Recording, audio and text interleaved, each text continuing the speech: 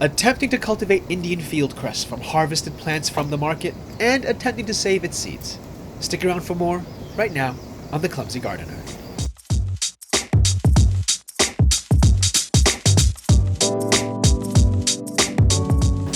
Yeah, I gotta show you guys this real quick. New buds coming through for the sugarcane. Yeah, we're getting some roots as well. It's just been a week and they're doing excellent. But I'd show you guys that. You can check out last week's episode if you want to find out more about growing sugarcane. Anyway, guys, welcome back. For those of you that have been watching for a while, know that I enjoy propagating medicinal and sometimes, often, like wild plants. Not typically what we might first think of cultivating and growing at home. I guess another way to think about it would be to say I'm just trying to familiarize myself with the weeds. Some of them we use for teas like the Chinese plantain or soups like with the wild amaranth. A while ago I came across some bundles of plants at the market and I was curious what they were, so I had a chat with the lady there about them, and I noticed the root structure and thought I'd have a decent shot of propagating some of it for fun. But we did make soup with it and we really enjoyed it. Maybe I'll do an episode on that recipe some other time for a follow-up.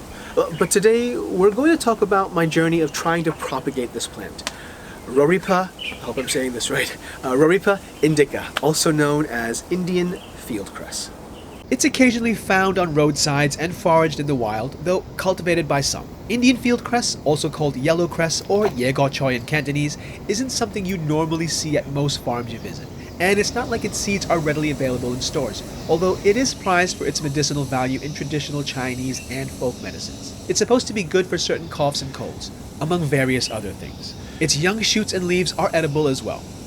It's also in the brassica family like cabbage or bok choy, which means it's prone to certain types of pests. Look at that, leaf miners, and I think, is that another caterpillar? 2 weeks ago, I planted 3 of them in same-sized pots.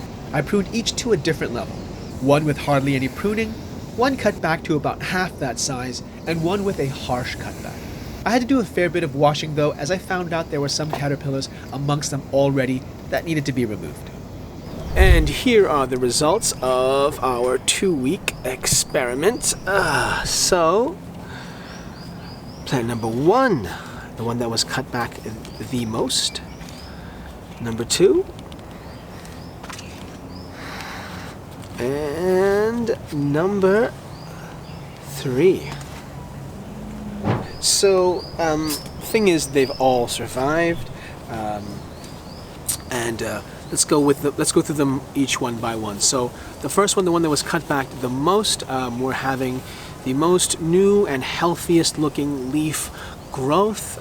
So the foliage is coming nice. There is some leaf miner infestation here, but that shouldn't affect its growth too much, but still I'm gonna get rid of those. And we're getting some new flower buds forming. The second one here, it's had a rougher time. It looks like there's already a caterpillar or some other insect that has cocooned itself within some of the leaves, and it's been hit hard by the leaf miners. But still, nonetheless, we're getting lots of new growth, especially around the root area. New shoots properly coming out, so it's hardy.